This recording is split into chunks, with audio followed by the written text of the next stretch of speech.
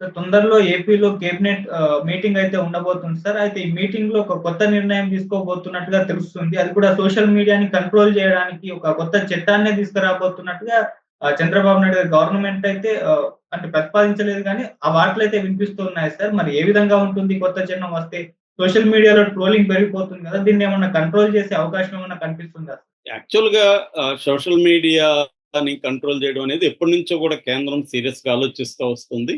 దానికి ప్రాబ్లమ్ ఏందంటే ఒకటి తమ వైపు నుంచేమో ఫ్రీడమ్ ఉండాలి. ఇప్పుడు బీజేపీ అతి భయంకరంగా ప్రత్యర్థుల మీద ట్రోలింగ్ ఎలా చేస్తుందో మనం చూసాము. రాహుల్ గాంధీని పప్పు అని చెప్పి అతన్ని ఎంత ఎగతాళి చేసి, మార్ఫింగులు చేసి, అతనెక్కడో టీ తాగుతుంటే మందు తాగుతున్నట్టు మార్ఫింగులు చేసి, ఇట్లా రకరకాలుగా రాహుల్ గాంధీని ఇమేజ్‌ని దెబ్బతీసే కార్యక్రమం బీజేపీ చేసింది. ఫేక్ న్యూస్ అనే కాన్సెప్ట్‌ని ఒక ఆర్గనైజ్డ్‌గా చేయడం అనేది బీజేపీనే చేసింది. అట్లాగే సోషల్ మీడియా పక్కన పెడితే మెయిన్ స్ట్రీమ్ మీడియాని బీజేపీ అంతా కూడా దేశంలో ఉండే మెయిన్ స్ట్రీమ్ మీడియాలో 90% మెయిన్ స్ట్రీమ్ మీడియాని బీజేపీ కంట్రోల్‌లోకి పెట్టుకొని ఆహ్, మ్యానుఫ్యాక్చరింగ్ కాన్సెంట్ అంటారు. అంటే మ్యానుఫ్యాక్చరింగ్ కాన్సెంట్ అంటే ప్రజల సమ్మతిని తయారు చేయడం అనేది మనకి మ్యానుఫ్యాక్చరింగ్ కాన్సెంట్ అని చెప్తారు. దాన్ని బీజేపీ చాలా ఎఫెక్టివ్‌గా చేసింది. అట్లాగే ఒక ఇమాజినరీ ఎనిమీని క్రియేట్ చేసి, ఆ ఎనిమీ నుంచి మిమ్మల్ని రక్షిస్తున్నామని చెప్పి ప్రజల్ని నమ్మించి, ప్రజల్ని మ్యానిపులేట్ చేయడం కూడా బీజేపీ పెద్ద ఎత్తున చేసింది. నిజానికి ముస్లింలు, హిందువులకి ఎనిమీస్ ఏం కారు. ముస్లింలు కొంతమంది ఒక ఎవరో కొద్దిగా మంది తీవ్రవాదులు ఉండొచ్చు. వాళ్ళ కారణాలు వాళ్ళకుంటాయి. అంత మాత్రాన అశేష సామాజిక పరంగా చూసినప్పుడు అశేష సంఖ్యలో ఉండే సామాన్య ముస్లింలు, సామాన్య హిందువులకి ఎనిమీస్ కాదు. వాళ్ళు గూడా వాళ్ళ కష్టాల్లో వాళ్ళుంటారు. సో, కానీ బీజేపీ ఏం చేసింది, ముస్లిం భూతాన్ని పెద్ద ఎత్తున చూపించి ఒక ఎనిమీ క్రియేట్ చేసి ఇది అమెరికా గూడా చేసింది. అమెరికాలో ఒక మనకి కోల్డ్ వార్ తర్వాత 91లో రష్యా, సోవియట్ యూనియన్ కుప్పకూలిపోయిన తర్వాత they need an enemy. Huntington ఆయన రాసాడు కూడా దీని మీద పుస్తకాలు. ఎనిమీని మనం ఎలా క్రియేట్ చేసుకోవాలి. ఒక ఎనిమీ లేకపోతే ఈ ప్రజల్ని మనం కంట్రోల్ చేయలేం. ఒక ఎనిమీని చూపిస్తే ఆ ఎనిమీ నుంచి ప్రజల్ని రక్షిస్తున్నట్టుగా వీళ్ళని ఎలా చేయొచ్చని నోమ్ చామ్స్కీ కూడా దీని మీద మాట్లాడారు. ఇందాక చెప్పిన మ్యానుఫ్యాక్చరింగ్ కాన్సెంట్ అనే బుక్ రాసింది కూడా నోమ్ చామ్స్కీ అనమాట. అమెరికన్ మేధావి. సో, ఇలాగా వీళ్ళు సోషల్ మీడియాని, మెయిన్ స్ట్రీమ్ మీడియాని మొత్తం మ్యానిపులేట్ చేసింది బీజేపీ. కాంగ్రెస్ చేయలేదా అంతకుముందు అంటే ఖచ్చితంగా కాంగ్రెస్ చేసింది. తెలుగుదేశం అన్ని పార్టీలు కూడా ఇవాళ మీడియాని తమ కంట్రోల్‌లో పెట్టుకొని తమకు అనుకూలమైన కథనాల్ని ఆహ్, రుద్ది ప్రజల మీద సైకలాజికల్ వార్‌ఫేర్ చేసి ప్రతిపక్షాల్ని దెబ్బతీయడానికి, ప్రతిపక్షాలకు సంబంధించి అనేక అసత్య కథనాల్ని ప్రచారంలోకి తీసుకొచ్చి ఇవన్నీ చేస్తున్నాయి. ఇక్కడ ఎవడు నీతిమంతులు కాదు. అందరూ కూడా గెలుపు కోసం మీడియాని వాడుకుంటున్నారు. అయితే ఇప్పుడేమైంది, మెయిన్ స్ట్రీమ్ మీడియా దెబ్బ కొట్టడానికి సోషల్ మీడియా అనేది ఉపయోగపడింది. ఎందుకంటే మెయిన్ స్ట్రీమ్ మీడియా ఇప్పుడు ఈనాడు, జ్యోతి ఇలాంటివి తెలుగుదేశానికి గతంలో కూడా ఎప్పటినుంచో చేస్తున్నాయి. అయితే వాళ్ళ ఆధిపత్యాన్ని, మోనోపలిని దెబ్బ కొట్టడానికి సోషల్ మీడియా రంగంలోకి దిగింది. సోషల్ మీడియాకి డెమోక్రటిక్ స్వభావం ఎక్కువ. ఎవరైనా ఫేస్‌బుక్ ఐడీ క్రియేట్ చేసుకోవచ్చు. ఎవరైనా ఎక్స్ ఐడీ క్రియేట్ చేసుకోవచ్చు. మన భావాలు చెప్పొచ్చు. యూట్యూబ్ ఛానెల్‌లు పెట్టుకోవచ్చు. ఏమైనా సోషల్ మీడియాకి ఇది ఎక్కువ రీచ్ కూడా బాగా పెరిగింది. ఎందుకంటే స్మార్ట్ ఫోన్‌లు పెరిగాయి. ఇంటర్నెట్టు చీప్‌గా దొరుకుతుంది. కనెక్షన్స్ రూరల్ ఏరియాలకెళ్ళిపోయినాయి. దాదాపు 80,00,00,000 మంది ప్రజలకు మన దేశంలో స్మార్ట్ ఫోన్‌లున్నాయి. కాబట్టి రీచ్ బాగుపోయింది. ఎప్పుడైతే ఇది జరిగిందో ఇప్పుడు బీజేపీ లాంటి పార్టీలకి, తెలుగుదేశం లాంటి పార్టీలకి సోషల్ మీడియా అనేది ఒక ఇబ్బందికరంగా మారింది. అయితే ఆహ్, ఆహ్, దీన్ని కంట్రోల్ ఎలా చేయాలనేది ఇవాళ బీజేపీ ఓవరాల్‌గా ఆలోచిస్తుంది. అది యూట్యూబ్ మీద ఆహ్, తర్వాత మిగతా సోషల్ మీడియా మీద కూడా కంట్రోల్ చేయడానికి ఆల్రెడీ బిల్లు కూడా ప్రతిపాదిత దీంట్లో ఉంది. నేను దాని మీద ఒక సెపరేట్ వీడియో కూడా మన ఛానెల్‌లో చేశాను.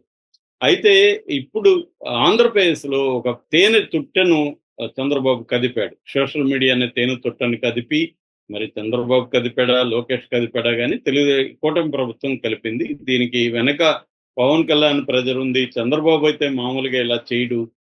పవన్ కళ్యాణ్ ఒత్తిడి ఉంది, పవన్ కళ్యాణ్ ప్రజలకి తలగ్గే చేస్తున్నాడు చంద్రబాబు అని కూడా ఒక వార్త ఉంది. ఏదేమైనా కూటమి ప్రభుత్వం పెద్ద ఎత్తున వైసీపీ సోషల్ మీడియా నాయకుల్ని అరెస్టులు చేస్తుంది. దీంతో ఒక్కసారిగా అసలు సోషల్ మీడియా ఎలా ఉండాలి, సోషల్ మీడియాలో ఎటువంటి పోస్టులు పెట్టాలి, వాళ్ళు చేస్తేనే తప్ప యువతర వాళ్ళు చేస్తే తప్పు కాదా, ఇలాంటి ప్రశ్నలు బయటకు వచ్చాయి. బయటకు వచ్చి ఇప్పుడు అంబటి రాంబాబు లాంటి వాళ్ళు, అటుపక్క జగన్ లాంటి వాళ్ళు కూడా ఓపెన్ గా మాట్లాడుతున్నారు. మీరు చేయట్లేదా అని. అంటే ఇప్పుడు ఏంటంటే వాళ్ళ వైపు నుంచేమో ఇందాక నేను వేరే వీడియోలు చెప్పినట్టు జగన్ వైపు నుంచేమో ఆత్మవిమర్శ లేదు, మేము చేసిన తప్పు కానీ మీరు కూడా చేస్తున్నారు కదా అనే యాంగిల్ లేదు. మేము తప్పు చేయలేదు, మీరు తప్పు చేస్తున్నారు అనేదే ఉంది. ఇటు తెలుగుదేశంలో కూడా మేమంతా మంచివాళ్ళు, మేమంతా పవిత్రులు, మీరే అసభ్యంగా పోస్టులు పెడుతున్నారు. ఇద్దరు పెడుతున్నారు. ఎవరెంత పెడుతున్నారు ఏంటనేది మనం రీసెర్చ్ చేసి చెప్పే పరిస్థితి లేదు. కానీ ఇద్దరు కూడా రెండు వైపులు కూడా సోషల్ మీడియాలో వ్యక్తిగత జీవితాల్ని, మహిళల్ని కించపరిచే విధంగా, మహిళల లైంగిక విషయాలకు సంబంధించి వాళ్ళని దారుణంగా అవమానకరంగా మాట్లాడుతున్నారు, అసత్యాల్ని ప్రచారం చేస్తున్నారు. అవి ఇద్దరూ చేస్తున్నారు. వైసీపీ పెద్ద ఎత్తున చేసింది, తెలుగుదేశం కూడా పెద్ద ఎత్తున చేసింది. మొన్న కూడా జగనే చెప్పాడు, మా అమ్మని చంపడానికి నేను ప్రయత్నించానని Telugu Desam official media social media వింగే ప్రచారం చేస్తుంది. కాబట్టి అట్లాగే నేను నిన్న కూడా చెప్పాను, రామ్ గోపాల్ వర్మ కించపరిస్తే తప్పు, రామ్ గోపాల్ వర్మ తలదిస్తే ₹1,00,00,000 ఇస్తాను అన్న వ్యక్తి తప్పు కదా, సాక్షాత్తు ఆయనకి మరి ఎమ్మెల్యే ఇచ్చారు, టికెట్ ఇచ్చే ఎమ్మెల్యే గెలిపించారు, మరి అతని మీద కేసులు ఉండవా అన్న ప్రశ్నలు ఇవాళ జనంలో బయలుదేరాయి. సో ఇది ఇప్పుడు ఇంకొక అడుగు ముందుకేసి తెలుగుదేశం కూటమి ప్రభుత్వం ఒక బిల్లు చట్టాన్ని తీసుకురావాలని ప్లాన్ చేస్తున్నారు. అదేంటంటే రాష్ట్ర స్థాయిలో ఒక చట్టం తీసుకొచ్చి సోషల్ మీడియాని గట్టిగా కంట్రోల్లో పెట్టుకోవాలన్న విధంగా ఉంది అని చెప్తున్నారు. ఇది అంటే డబుల్ ఎడ్జెడ్ వెపన్ లాంటిది. అంటే సోషల్ మీడియా ఫ్రీడమ్ ఉండాలి, వ్యక్తిగత స్వేచ్ఛ మనకు ఉంటుంది. ఆర్టికల్ 21 ప్రకారం మనకి వ్యక్తులకి ఫ్రీడమ్ ఆఫ్ స్పీచ్ అనేది ఉంటుంది. పర్సనల్ లిబర్టీలో అనేక అంశాలు ఉంటాయి. మనకి ప్రభుత్వాన్ని విమర్శించడం అనేది ప్రజాస్వామ్యంలో చాలా ఇంపార్టెంట్. దాన్నే అసమ్మతి అంటారు. రైట్ టు డిసెంట్ అనేది వెరీ ఇంపార్టెంట్. నేను మొన్న కూడా వోల్తేర్ కొటేషన్ చెప్పాను, నాతో నువ్వు విభేదించవచ్చు కానీ నీకు మాట్లాడే స్వేచ్ఛ కోసం నా ప్రాణాలు ఇస్తానని వోల్తేర్ అన్నాడు. అది great statement in democracy. So అలాంటిది ఉండాలి. అట్ ద సేమ్ టైం వ్యక్తుల కించపరిచి, వాళ్ళ స్త్రీలను కించపరిచి చాలా అసభ్యంగా ట్రోలింగ్ చేయడం అనేది కూడా దారుణం. అయితే అది అందరూ చేస్తున్నారు. మన వీడియోల కింద తెలుగుదేశం వాళ్ళు చాలా మంది చేస్తున్నారు. ప్రొఫెసర్ నాగేశ్వరరావు లాంటి వాళ్ళు వాపోతున్నారు. ఆ బండ బూతులు తిడుతూ ఫోన్లు చేసి మెసేజ్లు పంపిస్తున్నారు, ఆడియో మెసేజ్లు నన్ను అని ఆయన కూడా వాపోతున్నారు. ఇలాగా తెలుగుదేశం, జనసేన ఇంకా చెప్పాల్సిన లేదు. జనసేన వాళ్ళు ఇంకా తీవ్రంగా దాడులకు కూడా పూనుకున్నారు. మరి ఇటువైపును కూడా కట్ చేయాల్సిన అవసరం ఉంది. చంద్రబాబు ఈ విషయాలు కూడా ఆలోచించాలి. ఓన్లీ శత్రువులను మాత్రం చేస్తే చంద్రబాబుకి ఇది ఖచ్చితంగా వ్యతిరేకంగా మారుతుంది. అంటే ఇది కేవలం కక్ష సాధింపుగా మారుతుంది. ప్రజల్లో వ్యతిరేకత వస్తుంది. జగన్ చేసిన మూర్ఖపు పనే చంద్రబాబు కూడా చేస్తున్నాడు. ఎందుకంటే జగన్ కూడా ఇంతే మూర్ఖంగా ఒకప్పుడు తెలుగుదేశం సోషల్ మీడియా నాయకుల్ని, మెయిన్ మీడియాలో పనిచేసే వాళ్ళ మీద, వెంకటకృష్ణమూర్తి లాంటి వాళ్ళ మీద కూడా కేసులు పెట్టించాడు జగన్. నాకు తెలిసిన చాలా మంది జర్నలిస్టుల మీద కూడా తెలుగుదేశం వాళ్ళకి నోటీసులు వచ్చాయి. అది జగన్ ఒక మూర్ఖత్వంతో చేసిన పని.